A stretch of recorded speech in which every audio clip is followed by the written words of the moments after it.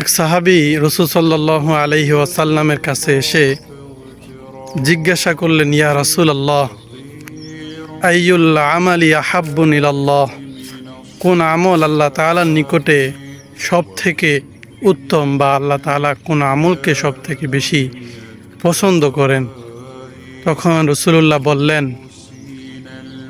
যে আসসালাতু আলা ওয়াক্তিহা, সঠিক ওক্তে সময় মতো নামাজ আদায় করা।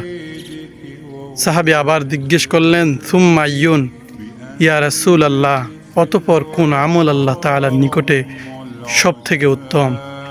তখন রাসূলুল্লাহ বললেন, বিররুল ওয়ালিদাইন, মাতা পিতার অনুগত্য করা, মাতা পিতার খিদমত করা। অতঃপর সাহাবী আবার জিজ্ঞেস করলেন, সুম্মা আইয়ুন ইয়া রাসূলাল্লাহ, অতঃপর কোন আমল আল্লাহ তাআলার নিকটে সব থেকে উত্তম? রাসূলুল্লাহ তখন বললেন, আল জিহাদ ফি সাবিলিল্লাহ, আল্লাহর রাস্তায় জিহাদ করা। হাদিসটি বর্ণিত হয়েছে কিতাবুল আদাব, সহিহ বুখারী শরীফ।